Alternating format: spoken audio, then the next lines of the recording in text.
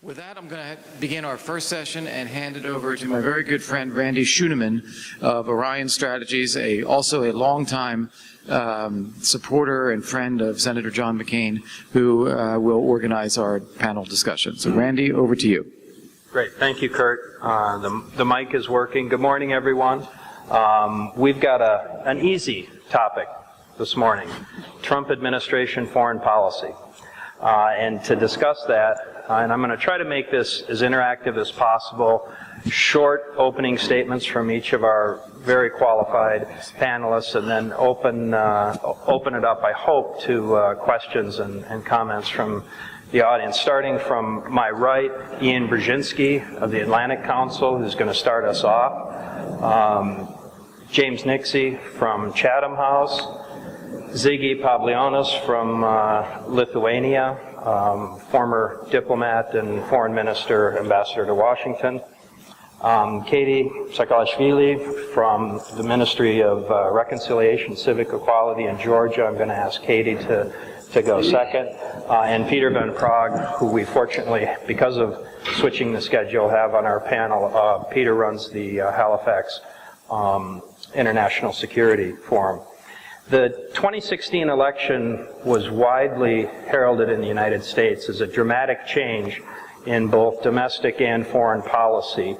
In the eyes of many, it would be the end of a globalist, interventionist foreign policy and the start of America First, a phrase that has some interesting lineage in American history going back to the 1930s to an isolationist movement.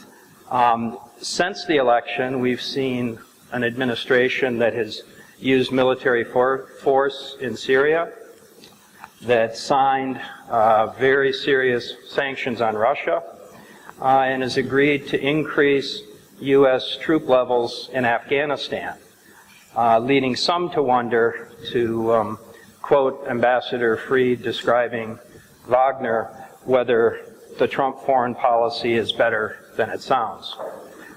So to lead us through this, I'm going to ask Ian to start to try to provide a little bit of a framework of Trump foreign policy, what the goals are based on its statements and actions to date, and we'll proceed after Ian. Thank you.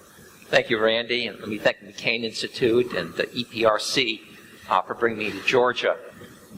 Now, I too was impressed by Ambassador Fried's analogy, Wagner. But I'm not as sophisticated as Dan, and I had to turn back to spaghetti westerns. So I thought I'd put the Trump foreign policy in the context of Clint Eastwood's infamous movie, The Good, the Bad, and the Ugly. Going in reverse order, I think of it this way. The ugly is the world vision that President Trump brought to the White House after his campaign. The bad is continued absence of strategy guiding that policy. But the good is the team around him, the national security team that he's built and the actions they've taken. When you look at that world vision, to understand the Trump foreign policy today, you have to look at his starting point. What is the world vision he brought today? And that's encapsulated in two documents, his inaugural address, and then also a statement put out by his advisors Cohn and McMaster later in May, within the first 100 days. And that's a description of a world that's a dystopia. A chaotic world that has wreaked carnage. Remember the phrase American carnage he described in America experiencing his inaugural address. A world in which aggressive enemies, but also exploitative allies, have undermined America has exploited its largesse. There's no global community. It's a competitive landscape. You remember the line from the Cohn-McMaster piece. It says there's no global community, but an arena where nations, non-governmental actors, and businesses engage and compete for advantage. Rather than deny this elemental nature of international affairs, we embrace it. This is a dangerous, apocalyptic world that Trump sees. There's a clear hierarchy of threats. ISIS, North Korea, China, followed by Russia. Allies are seen as temporal, alliances as cumbersome, and to be dismissed in addressing today's challenges. Values were rarely mentioned in the first 100 days as a key objective to support in U.S. foreign policy. So that's the negative. But that world vision has evolved. And it's evolved in large part because the team around President Trump, the McMasters, the Mattises, the Tillersons, the Pompeos, who brought a different view. On NATO, they talked about how important that alliance was in their very first statements when they were getting confirmed. On Russia, they were unambiguous, defining it as the primary, most existential threat to the United States. Their language, including the President's language on Ukraine, has been strong, actually stronger than the previous administration. And look at some of the appointments, one sitting with us today, Kurt Volker, who's unambiguously tough on Russia. Look at the actions that they've taken, particularly in an area that I follow, political military affairs. Right out of the box, they asked for a $1.5 billion increase to the European Deterrence Initiative, the efforts the United States military is taking to reinforce the frontier in Central Europe. EUCOM immediately came out of the box and asked for another armored brigade combat team. The deployments in Europe have featured higher intensity operations, higher intensity exercises, all geared against the Russian threat. These are, I would think, positive, constructive steps in the right direction. But if there's a concern that I have, is a continued absence of strategy. If you look at the policy reviews of this administration, and every new administration undertakes policy reviews, this one, however, has been driven by the dystopic view that Trump has of the world. There's a Russia strategy, there's a Venezuela strategy, a Korea strategy. Strategies all focusing on problems, none of them addressing how to leverage the potentials, the allies, the advantages we have in the world. There's no Europe strategy that I know of, or no Europe strategy review. And until we have a coherent articulation of a clear set of objectives that guides this administration's policy, all this constructive good that we've seen in the past first 100, 200 days of this administration is going to be shadowed by the lurking unpredictability, volatility, and bombast that has characterized much of Trump's rhetoric and some of his actions during his first year. Great. Thank you, Ian, for a definitely glass half full description of the Trump administration's policy. Katie, Minister, I would like to hear how it looks from here, from Tbilisi. Very successful visit from Vice President Pence. What do you see in terms of the evolving policy of the Trump administration on issues that matter most to Georgia? The occupied territories, with which you're very familiar, Georgia's Euro-Atlantic aspirations, policy towards Russia, and other countries in the neighborhood, whether the neighborhood is the South Caucasus or the Black Sea. Thank you very much. I thank the organizers, and once again welcome all the guests and friends of Georgia here on behalf of the government. As we're discussing all the topics at this conference this year, and the world being in flux and facing turbulences and many factors of instability, this country where you are here and this region, unfortunately, is no exception because of Russia's destructive policies indeed. And if we can speak of a stability factors that build resilience of my country to carry on with democratic consolidation and economic growth, definitely strategic partnership with the United States is one of the key factors of stability. And the U.S. policy towards Georgia has been a constant for the last quarter of a century. Trump administration not only demonstrated continuity, but introduced a new dynamics, leveling up to a more intense phase. Only in the course of the first 7 months, we had manifold and numerous high-level exchanges that resulted into concrete actions. And you mentioned Vice President Pence visiting in Tbilisi to reaffirm the strongest support of the U.S. in strongest possible terms. Prime Minister Ketevan visiting Washington, D.C. earlier this year in May, etc. I'm not able now to go through all the milestones that matter in this short period of time, but just mention that this strategic partnership is enshrined in the U.S.-Georgia Charter now, which we have in place since 2009, and which kind of frames the spectrum of areas of cooperation from democracy and security to economy, culture, education, healthcare. By the way, I have to mention the hepatitis C elimination program that is funded by the US. It's a tremendous program, saving lives of thousands of people already, people-to-people contacts, etc. And there is a room to advance more, especially in the sectors of economy and free trade. We all understand that economy and trade are driving force for development, not only development, but also peace and security. So we are so happy to welcome the renowned American company operating the Anatlia Deep Seaport, which we just kicked off as a major milestone project to serve as an overland route conjunction of Asia and Europe and increase the role of Georgia as a hub, logistic transportation in this industrial hub. But we also very well understand that the major challenge for security lays just a few kilometers away from the same Anatlia. You spoke about the Russian occupation.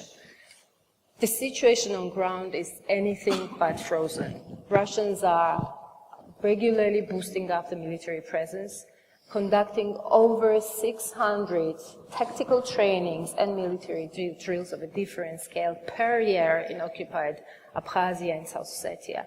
Very regularly, including yesterday, are erecting the artificial barriers along the occupation lines that are further isolating these regions and marring the lives of thousands of people living in vicinity. And I'm not talking about the Georgians now, but also very much about the Ossetians and Abkhazians who find themselves under a sweeping Russification, steps that are taken to de facto annexation.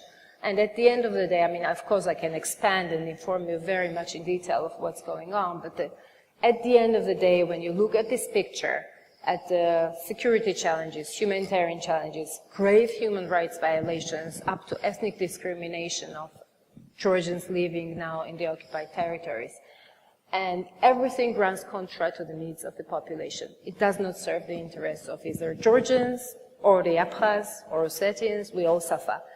But it's not even a problem of one country, Georgia, and its societies. It's not a problem of this region. It's a problem of Europe at large. It's Russia's very clear strategy of divide and rule, rather try to rule, basically. And longer these conflicts continue to be unresolved, more Russia feels encouraged to try out and replicate the same strategy elsewhere and beyond the region in Europe, because it is a strategy of division and disintegration of Europe. It is a strategy of division and disintegration of Euro-Atlantic bond. And this is why it's so important that Trump and his administration has been so strong, clear, in signaling this is no-go. We heard President Trump saying, calling on Russia, cease destabilizing activities in Ukraine, in Georgia. You have a U.S. envoy to Ukraine. I'm sure you're going to be discussing this over there. We had bipartisan bills and addresses at the Congress, also entailing actions such as curbing budget funding to any government that would recognize the independence of the occupied territories of Georgia. We had the U.S. sanctions codified in the bill and imposed on Russia, underlying that it's inadmissible to continue the occupation of Georgia, etc., and so on. So clarity and action are keywords, and understanding the implications of these conflicts in this area, how they matter for the European security. And clarity and action is something that also needs to be shared across Atlantic, in the Euro-Atlantic community, because neither power policy nor overcautious or unstructured diplomacy can guarantee results against Russian aggression, which is, unfortunately, I again reiterate, quite clear and active in itself. And I think a part of it is to take a joint effort and take steps to the peaceful resolution of the conflict. And of course, you know, here I can talk later about what are the strategies and how do we move with deoccupation, with respect to Russia, with reconciliation when it comes to conflict-split communities, and with overall development of the country and European and Euro-Atlantic aspirations to generate this attraction for those who are now behind the the barbed wires and taken a hostage of the occupation. We enjoy support of the United States in all three dimensions, but of course we look forward of our cooperation, how to address this core problem to European security in an effective way, because we need to address it for the sake of maybe durable peace and stability. Thank you. I think we can all agree on the need for clarity of action. Ziggy, and I call him Ziggy not just because I'm an American and informal, but because he's been a friend for many years. How does it look from a NATO and EU member, a frontline state, if you will, an administration that seems to be willing to criticize a president, to be frank, willing to criticize members of his own party, including the Speaker of the House and the Senate Majority Leader, willing to criticize allies like Angela Merkel, but seems completely unwilling to utter a critical word about Vladimir Putin, a president who has apparently shared code word security information, highly classified, with the Russian foreign minister on a visit, and who, after a meeting with President Putin, at which no note-takers were present, announced that there would be a joint U.S.-Russian cybersecurity panel. These are developments that must be worrisome to Lithuania, to the Baltics, to frankly all of NATO and all of EU. What do you make of the Trump administration foreign policy? Well, thank you so much. Well, first of all, I think tendencies are quite positive, and I will name few, and I will say how shall we consolidate it. First of all, turning back to Dan Fried words about, it better than it sounds. I think today we have deeds, but not words. Remember well Georgia occupation. We had a lot of hot air, we had a lot of statements, but no sanctions, no punishment. That was a green light for Russia to proceed, to occupy new territories. Today you have sanctions from the very beginning. Actually it started with the end of Obama administration, but Trump did it. Second point, I think we stopped experimenting with Russia. Reset policy that took up to 4-5 years was a difficult and painful experience for my region. We lost a lot of lives, a lot of borders. But what my David Kramer is writing in his book, that's, back to containment, finally. And remember the first meetings of President Obama shaking hands of Mr. Putin in Prague. This time you have first hands from Central Europeans, actually brother of Kaczynski, who was not invited to Prague, and he stayed in Vilnius with my president as a protest to that outrageous invitation of Mr. Putin to Prague. So finally we have America that stays with Central Europeans, and big difference, we have professionals back. Professionals who are friends of Dan Fried, who understand about Europe whole and free, because unfortunately, with Obama people, I had to spend maybe 60% of my life in Washington explaining ABC, why it is needed, and only then planning the actions. With you guys, I can strategize and do the action immediately. What else? Energy security. Back in those years, energy was just in individual actions. Energy was used like a weapon. Now we have a transatlantic energy security. We are building global gas market. LNG revolution is changing the world, and Lithuanians and Poles are taking the lead in that revolution with our LNG terminals and ships from Louisiana arriving to Klaipeda. What else? Defense spending, military presence in our territories.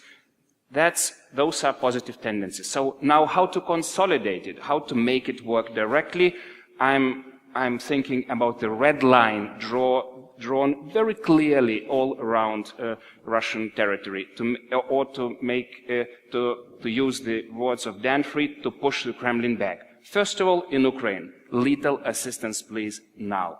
Because that was long-waited signal. If you draw that line in Ukraine, Russians will be stopped there, for sure. Second red line, Baltic states. Not only kind of temporary presence, but regular and permanent presence of American and NATO troops. Please, that's another red line we have to draw. Third red line is Caucasus, Georgia.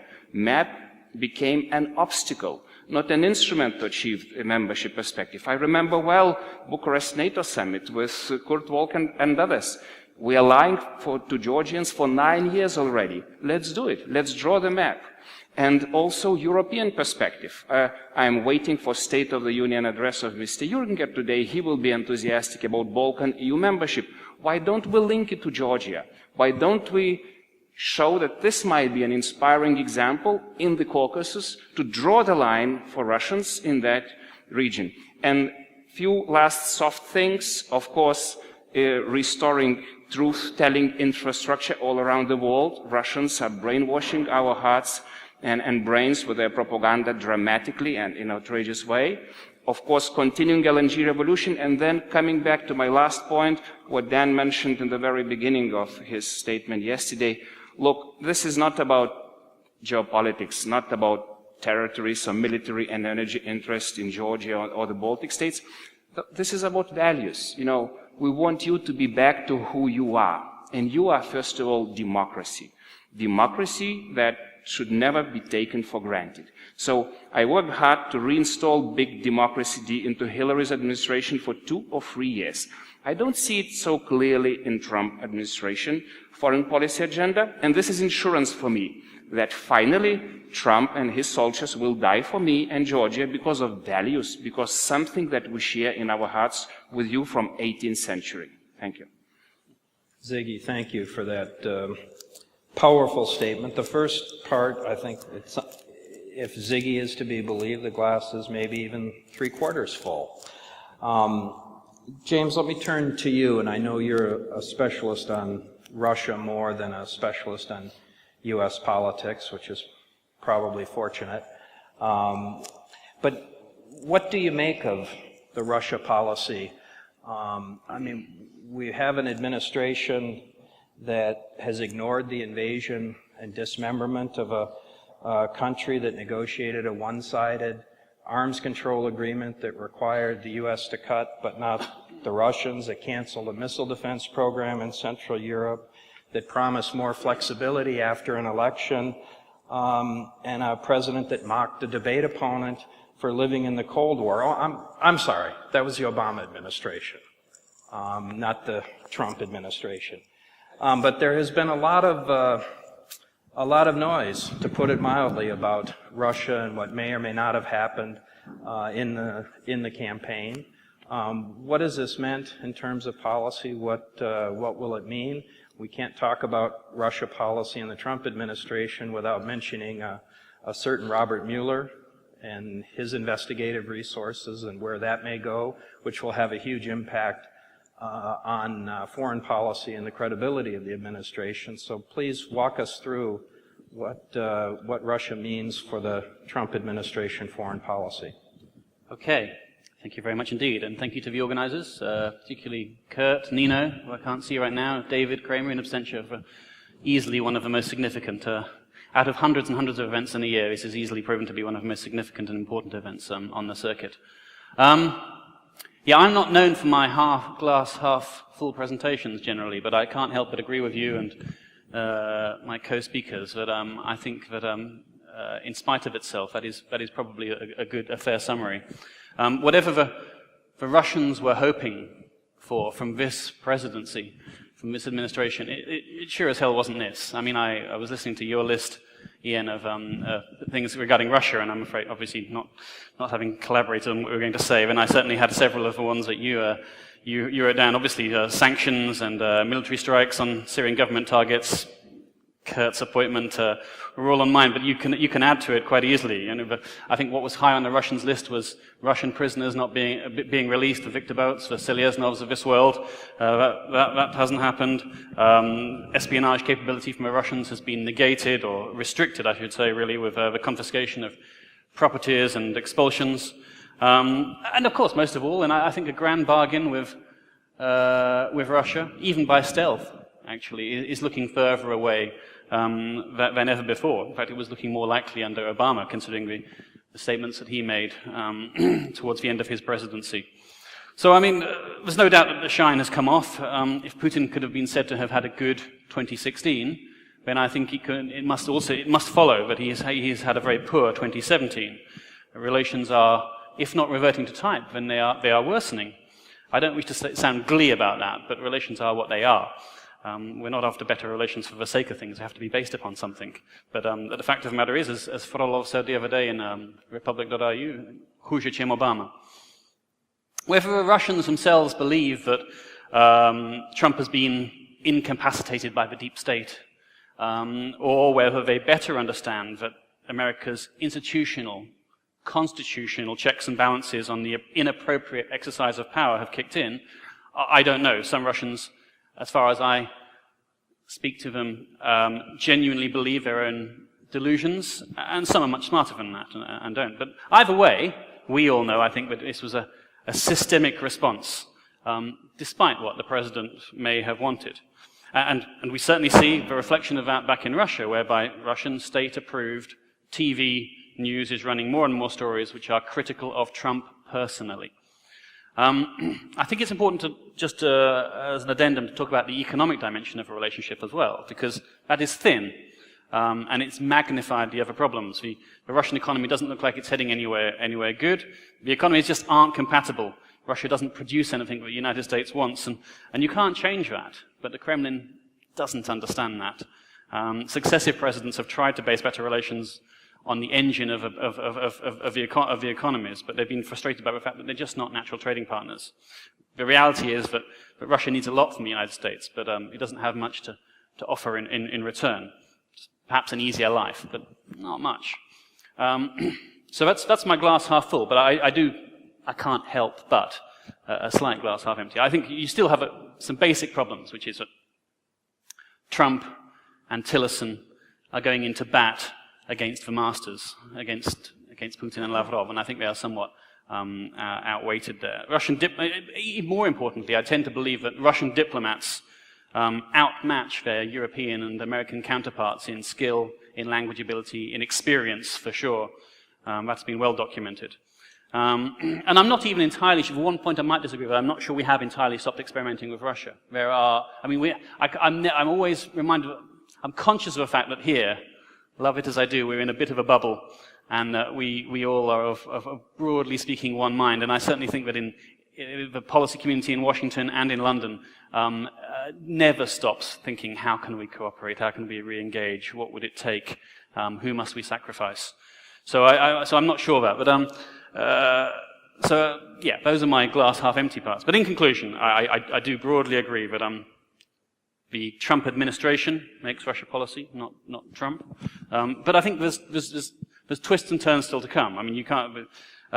You mentioned Mueller at the end, and you can't talk about Mueller. But I mean, it appears, as far as I understand it, that the Russian help in the elections was targeted towards areas where Hillary was under pressure.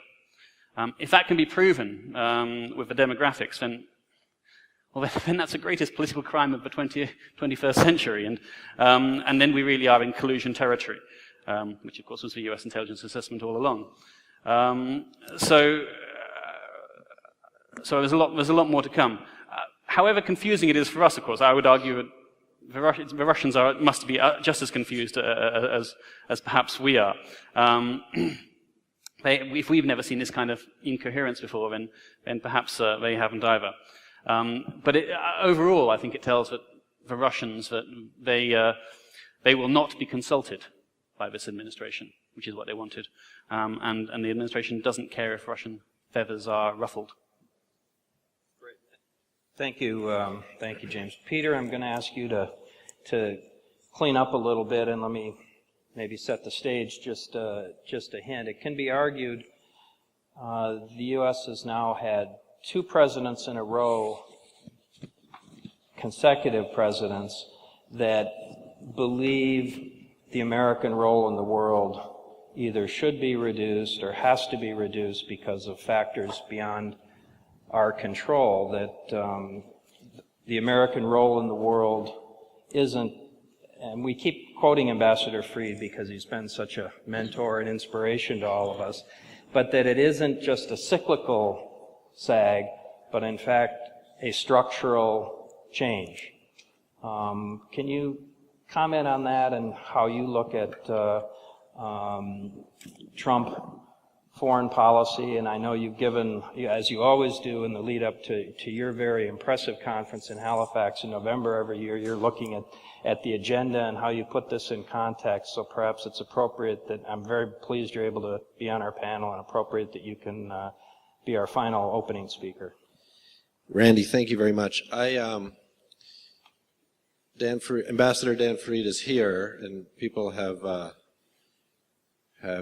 quoted his quote of saying that Wagner was better than it sounded. And I'd just like to remind everybody that Wagner was Hitler's favorite composer.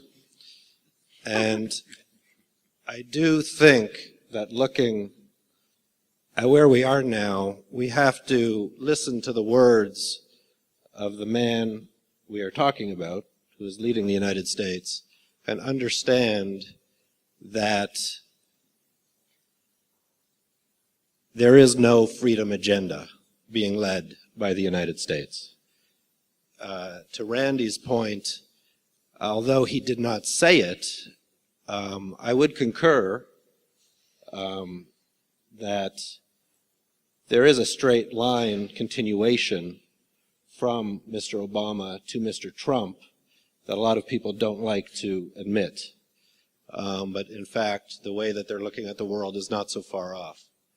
I want to take a step back and just say how happy I am to be in Georgia. I used to live next door in Baku, Azerbaijan, many moons ago, and coming to Georgia was always a treat, as it was when I arrived yesterday, because everybody in Georgia smiles, and that is different than many of the neighbors, all of your neighbors.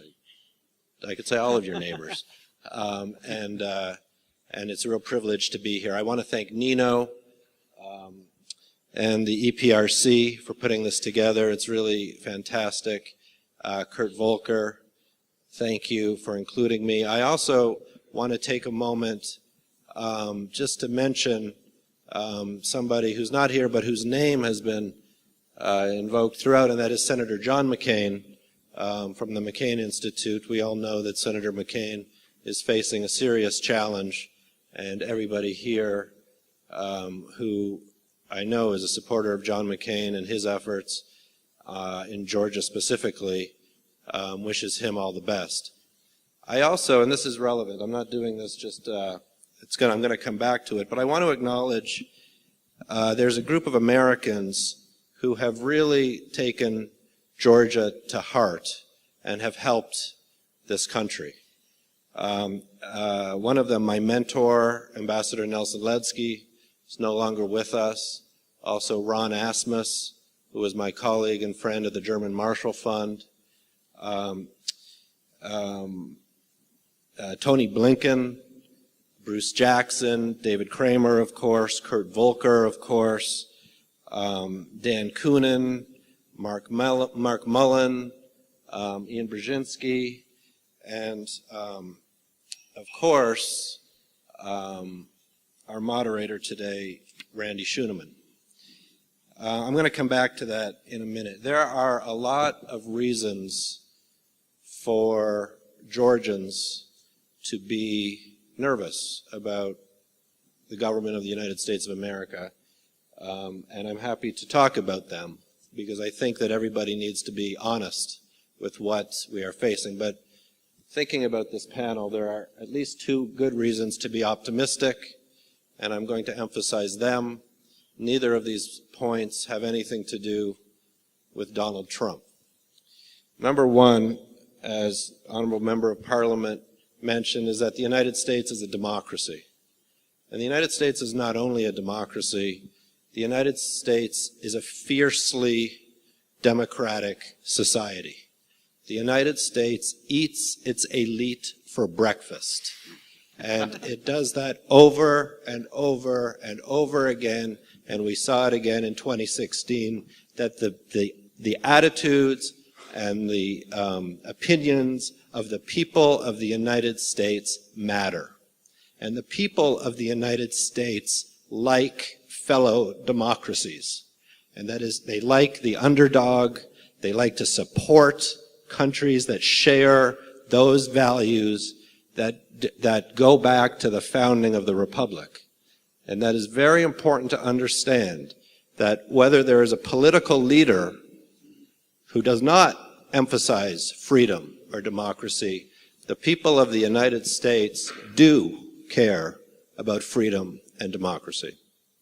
That's point number one, and I urge everybody here to keep that in mind. Point number two, Georgia is a democracy, and that is very important to understand and to appreciate.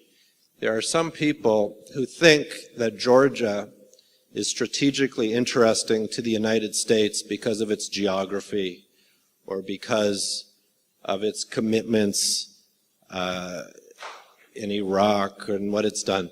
Georgia is interesting and vital to the United States only insofar that it maintains its democratic culture and its structures and its institutions. I came to Georgia in 1998 to observe an election, and I will tell you that I went to a polling booth and it went like this: Shevardnadze, Shevardnadze, Shevardnadze, Shevardnadze, Joseph Stalin, Shevardnadze. That's not so long ago.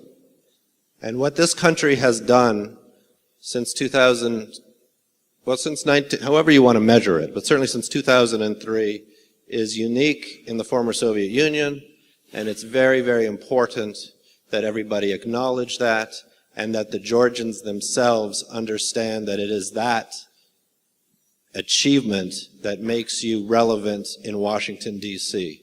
The country where I used to work and live, Azerbaijan, that has natural resources, is irrelevant in Washington, D.C. Armenia, next door, that has a large diaspora community, is not a democracy. It does not have the same political leverage that this country has, precisely because of the democratic progress that you have made, and it's very important that everybody understand that and continue that momentum. Without that, the people whose names I mentioned, the Americans who want to help Georgia, and there are those names I mentioned and younger people who want to help this country, cannot. And so long as Georgia stays on the path, the democratic path, those people in Washington who understand that then can communicate it out to the American people, to members of Congress, and ensure that the American body politic continues to support Georgia's independence. And then I'm happy to talk about all of the fundamental challenges that Georgia has, specifically with your northern neighbor, but not only. Thank you, Peter. I'm going to open it up to questions, and I'm probably going to take a couple. What I ask is that you first identify yourself, and that second, you make your comments brief, and more importantly, you make your comments question, direct them either to specific panelists or to others, and I may exercise the moderator's prerogative at some point and ask questions of my own. Do we have a microphone in the audience? If we do, let's start with Gia right here. Good morning. Thank you for a brilliant overview. Obviously, I have many questions about... Identify yourself for those I'm Gia Nodia, Ilia State University, Tbilisi. I have lots of questions about how Trump administration policies will develop, but I know you don't know the answers either, so I will not ask them. But still, I will ask one question. Okay, so far the impression is, some maybe surprises, that actual policies and deeds of Trump administration contradict in a way his pre-election election campaign rhetoric and maybe his own instincts. So there are deeds, but we are not sure that it's what really Trump would like to be. It's somehow that's some kind of paradox in that, right? And I want to extend this question to this issue of freedom agenda. So we see on the one hand, and it was also clear in this panel, that on the one hand, Trump has maybe unexpectedly firm position in supporting, NATO in this region and things like that. But on the other hand, it has maybe given up on freedom agenda or this aggressive support of democracy, things like that. But if in these more hard security issues, it ended up so that people around Trump did things that maybe Trump did not want in the first place, how big are the chances that this freedom agenda will be still maintained by general, Washington establishment, if you wish, despite Trump instincts? Or it's just gone and it's hopeless. So how we can speak of that? Got it. Thank you. Let me take a couple. There's one all the way in the back, or most of the way in the back. Vlagalushka Open Society Foundation. I want to ask a question. So Tom Carruthers in a recent piece said that Trump's election produced sort of this authoritarian relief syndrome in many countries where authoritarian leaders felt that there's going to be less pressure from the United States on whatever domestic practices they deploy. And it's certainly true for a lot of countries that are in democratic transition, that because there is less focus from President Trump on these issues, parts of the societies that are anti-democratic feel that they got suddenly more leeway. And the fact that the democracy promotion agenda is no longer as central, at least at the top level in the US, kind of empowers a lot of these nasty impulses in many countries, which in the end also strengthen Russia's hand because they feed on internal domestic weakness. I was wondering if you could speak to that aspect. Great, thank you, and I'll take one more from Georgi in the front row here, and we'll have more time.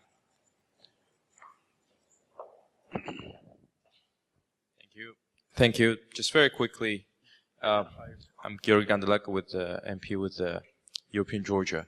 When Western leaders, such as Secretary Tillerson, for example, meet their Russian counterparts, even though in this and many other discussions, Georgia is prominently featured, at that level, at the top level, Georgia is not mentioned alongside Ukraine. When Secretary Tillerson, for example, visited Moscow and at the joint press conference with his counterpart, Minister Lavrov, he said that the United States expects Russia to do 1, 2, 3.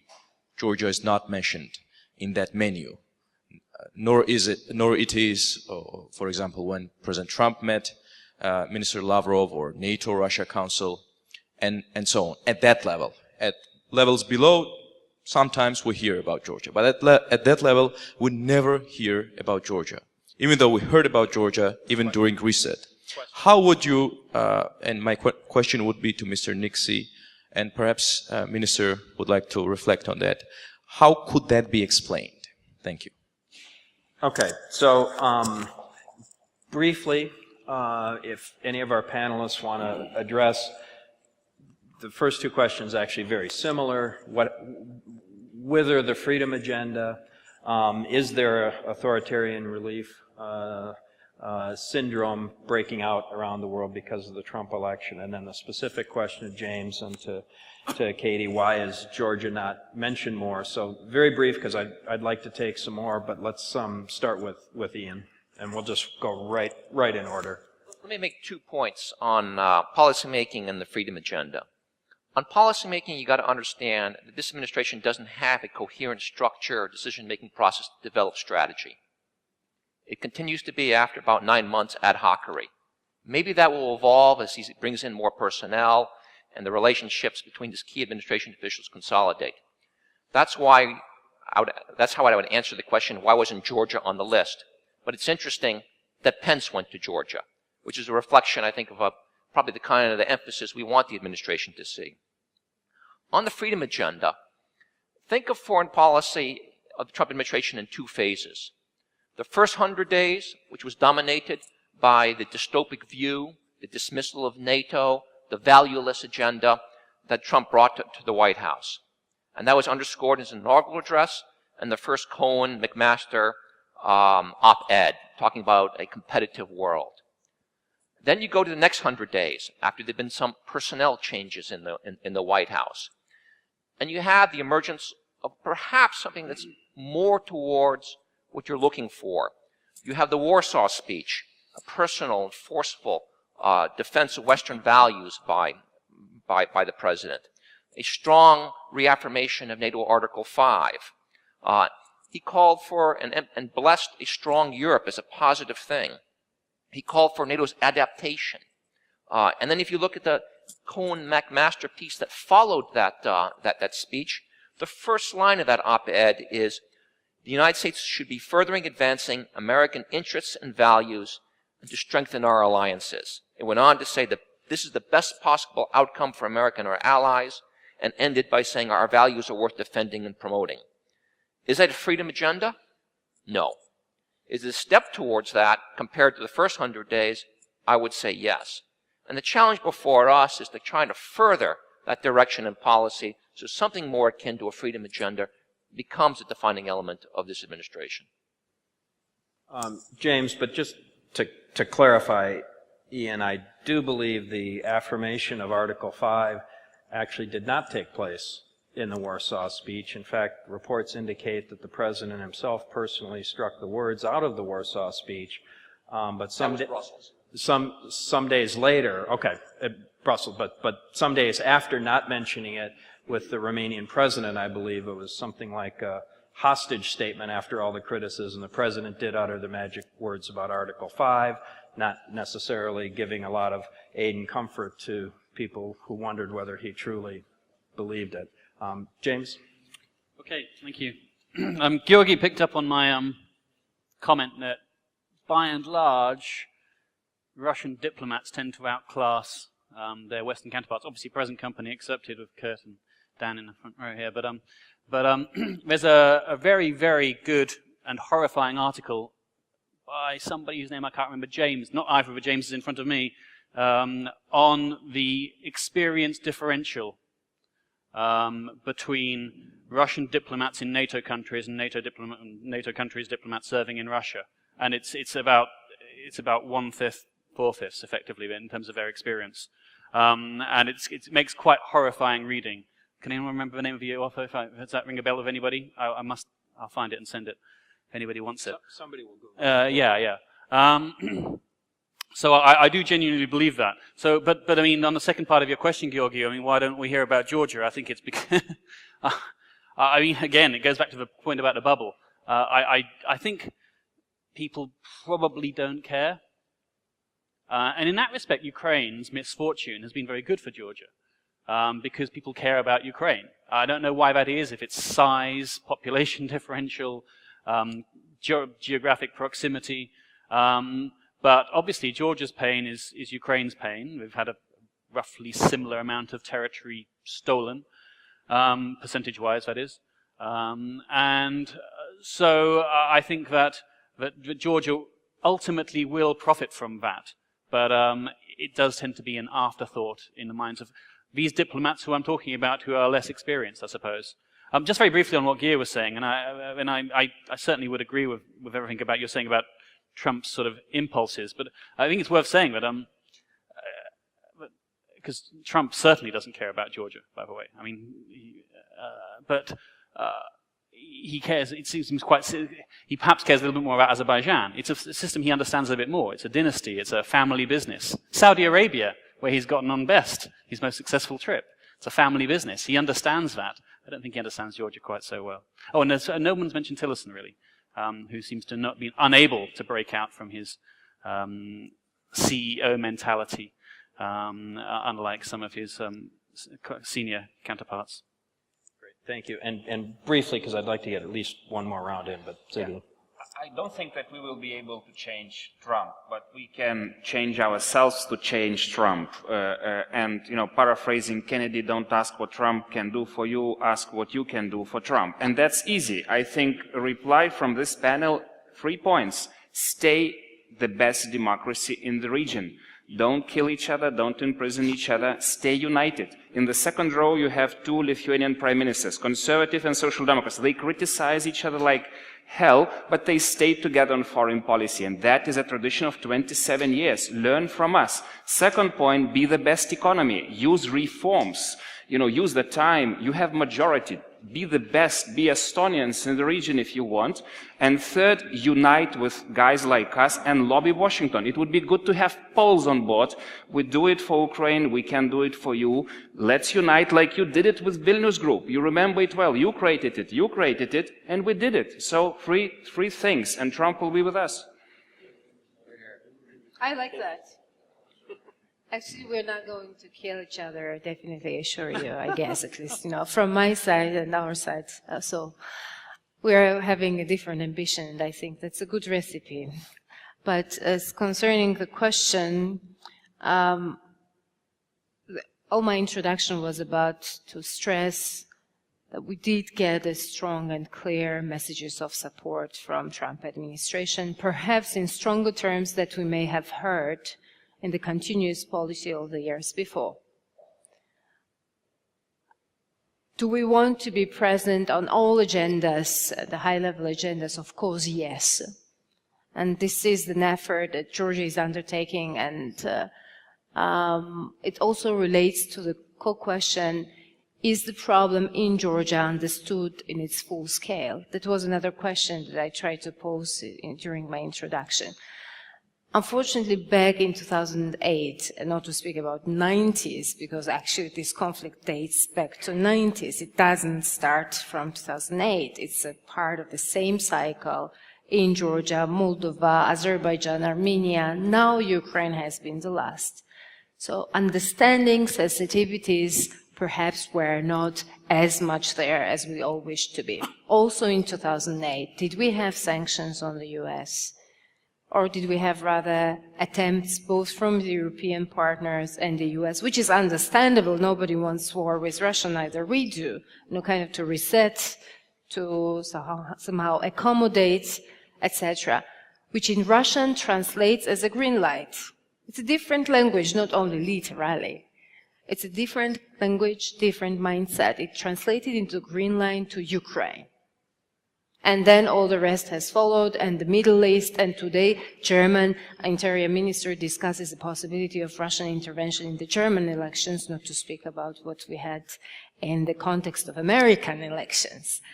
But, I think a very good thing is that against all the speculations that we had before, concerns that Trump and Putin may, settle all grudges and how the state of the play would be, and whether in this process, Ukraine and Georgia and issues alike would be somewhere ignored or forgotten. It did not happen, and this is very, very important.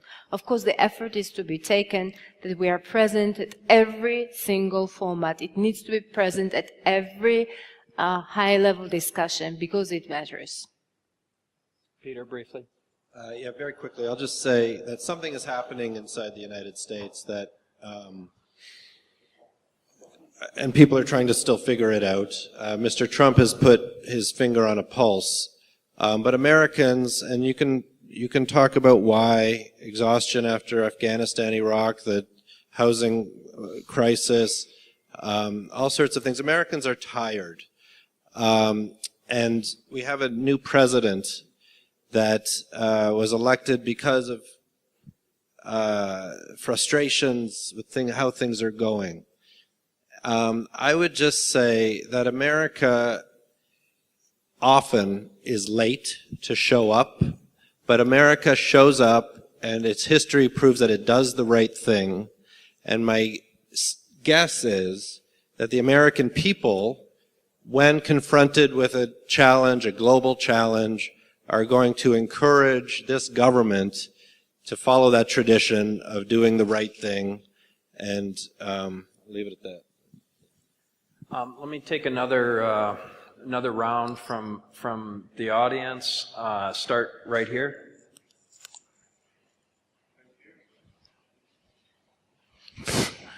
Georgi Ahmeteli, I'm a human rights activist, McCain Institute fellow. First of all, I want to thank you all for being here and for such an interesting discussion. My question is about the Ukrainian parliamentarian is attending here, and it's interesting what he thinks about it too. What is the chances under Trump administration Ukraine to be supported by lethal weapons, and how can it change the situation there? Thank you. Great. And then Tom first, and then the gentleman in the red sweater. And I'll take one over here too. So we're going to take 4. Thanks. My name is Tom Melia. I'm perhaps an interesting American participant in this discussion about different administrations' foreign policies, in that I held a couple of positions in the Obama administration, and I am now a fellow at the George Bush Institute. So I'm respectful of the trajectories of foreign policy in successive administrations. And I want to make 2 quick comments. One is that we saw a bit of a selective memory in describing the arc of America's engagement in the world in the opening set of comments. And I think it's important to remember that every president since Richard Nixon has been elected by promising the American people that he's going to bring America home from extensive overextension in the world and refocus resources on nation building at home. Every single president, including President Bush. He did not get elected in 2000 on a freedom agenda. He got elected saying Clinton had overextended the United States into nation building in Bosnia and Haiti and places of little consequence to the United States. That was the winning argument, in part. So I think it's important to remember that every president gets elected saying he's going to rebuild America first.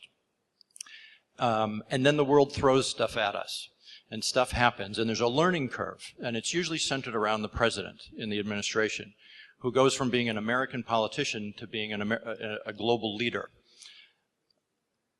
And that's what's happened in each of these administrations. Partly for the reasons that Peter pointed to, that Americans have an affinity for Democrats and underdogs, and they eventually will do the right thing when the world obliges us to do that. But it's never the first instinct of any president. The question here we have, and I think you've answered it more or less, is there going to be a similar learning curve in the Trump administration? All presidents have learned. This president seems resistant to learning. And so it may not matter. He may be a visiting fellow in the U.S. government with interesting ideas, but he's not really involved in making policy. I mean, that's been the upside of most people's comments in this panel so far, is that Trump may have some interesting ideas, but he's not really involved in foreign policy. So either there's going to be a learning curve and he's going to get better at it, or he's going to remain uninfluential in the Trump administration.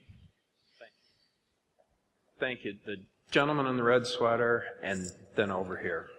Thank you. My name is Bacho, a senior of Kennedy School of Government and Practical Political School of Georgia Institute of Public Affairs.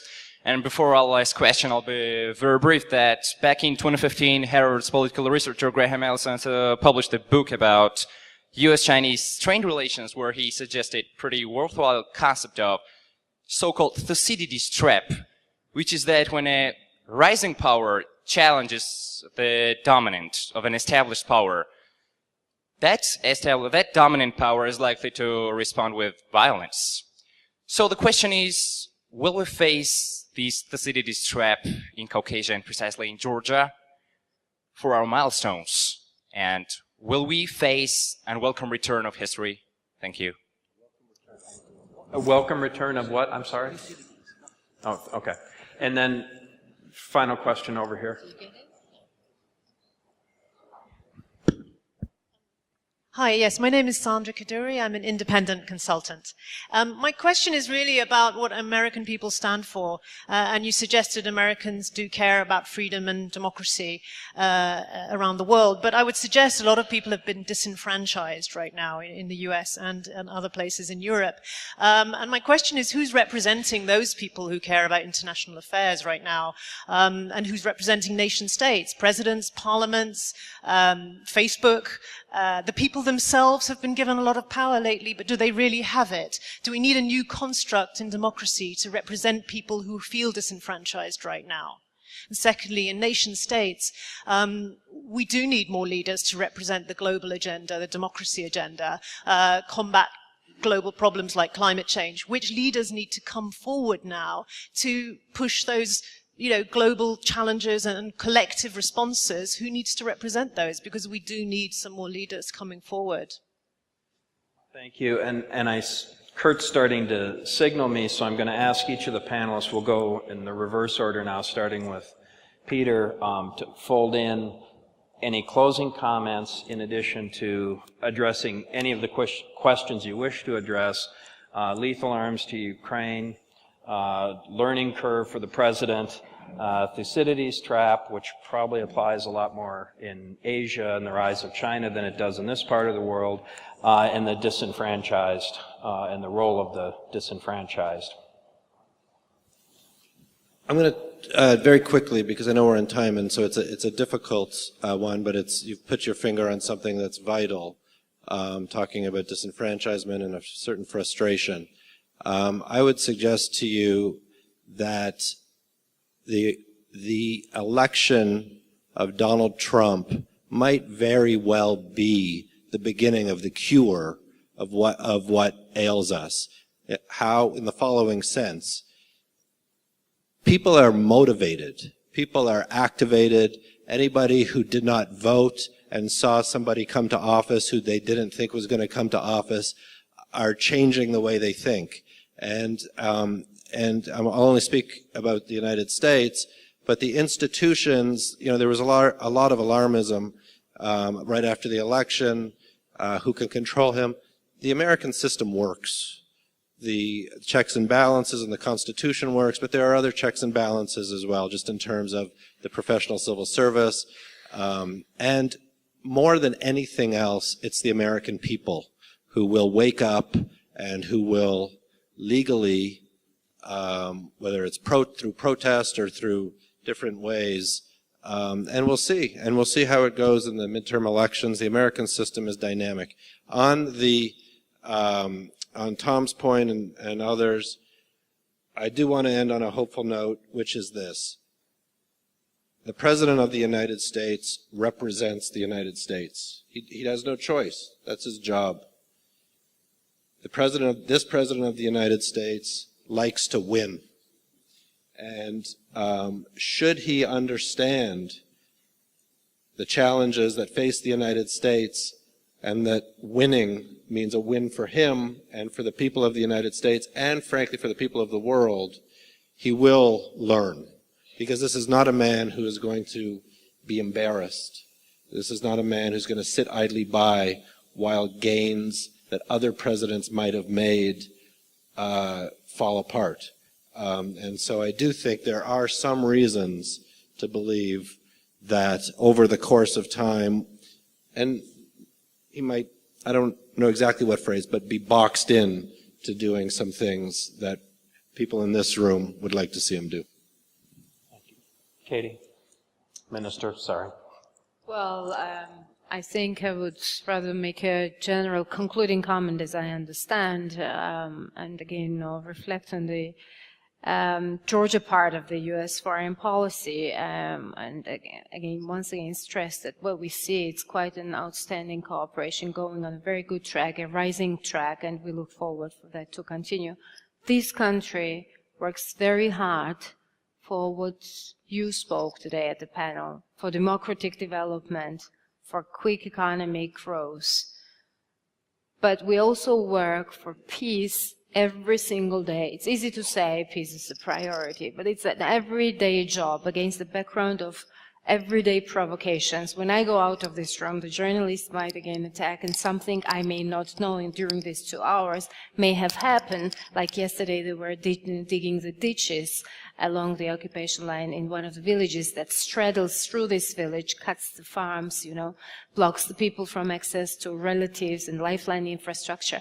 And that's done on purpose, in segments, regularly, to put the pressure on us, not only those families and the farmers on ground, on us, on our way of development, on our choice, not of the government only, but the people. This is the choice for democracy.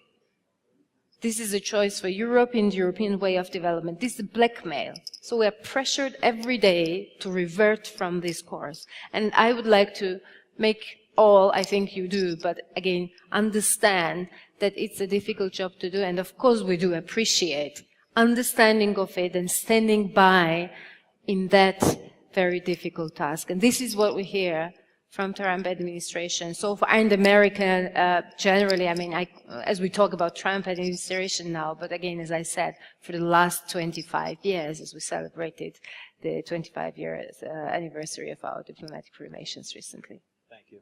Ziggy? Well, maybe just a general comment. In this room, we have people who had a dream of Europe whole and free, and you made it. And we say thank you. You saved millions of lives, freedom and democracy, but mission is not accomplished. We had some failures on the way. I think now we have a window of opportunity just to accomplish the mission. Do it for Ukraine and Georgia. We will not do it this time for Russians. It will be for our kids to continue, but let's do the job. Thank you. James? Yeah, super brief. Microphone gone?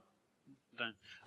Super briefly, is Trump different? I mean, of course, somebody told me the other day that Trump's superpower is that he does not get embarrassed. That's his one thing. And I would submit, therefore, that if he survives Mueller, if he survives himself, if he survives any other events, dear boy, that crop up, then he has a very good chance of winning in 3 and a quarter years' time. So, and that would strike me as a very reasonable proposition now. I'm aware that everybody has avoided the very difficult question as to will Ukraine be given lethal aid. There is a much better sort of forthcoming panel sitting in the front row who's better qualified to answer that, but I'm aware that front row here has suggested it ought to be, or at least that it should have been given so at the beginning. So that's my cop-out on that question, and it's my closing statement as well. Ian, I'll be real quick. On Ukraine, I'd say it's 60-40. Remember, in the Obama administration, every cabinet official supported arms to Ukraine, but one person opposed it. We seem to be in a similar situation with Trump, but the question's open, and it's being addressed earlier with very, very strong rhetoric that the president has used in support of Ukrainian sovereignty, not only over eastern Ukraine, but also Crimea. So 60-40. Who's supporting the internationalists in the United States? Right now, clearly, the biggest institution is Congress. Just look at the way they're pushing back against the administration's funding ambitions. Clear example is foreign aid. They want to cut 30%. Congress is going to jam it right back into him. That's checks and balances in play. And third and finally, I said there needs to be a strategy for Europe. So as we look forward, as we see the evolution of Trump policy toward Europe and Eurasia, how would you measure it by? What would be the goals? I'd submit 5. 1, deterring Russia using the West's political, economic, and military capacities. 2, reanimating NATO so that it evolves from an engagement strategy to a true warfighting mindset, i.e. willingness to use force against provocations, against threats much more aggressively than we have in the past. 3, following Zygi, reanimate the vision of a Europe whole, free, and at peace. And that means map for Georgia, long overdue. That means putting Ukraine onto a course towards membership. We're paying the price of pushing these two countries into a gray zone. We've seen 2 invasions as a result of that. We need to move beyond that. 4, reanimating trade talks. And then 5, talking about developing deeper collaboration between the United States and Europe and addressing global challenges, first and foremost CT. Those are 5 parameters for a coherent U.S.-Europe strategy. Great. Thank you. This year, 2017, marks the 20th anniversary of my first visit to Georgia. I was working for a Senate Majority Leader, but John McCain invited me on a trip when he came here. I believe it was also his first visit. And this is a place, as all of us know, that once you come here, you really in some ways never leave. It's very special, very unique. Blessed to have many friends here, and we certainly had a terrific panel to talk about Trump foreign policy. And please join me in thanking the panel, as well as EPRC and McCain Institute. And thank you, Randy. That's a great job moderating. If I could ask our audience to stay in place, we're going to have our lunch break immediately following the next panel.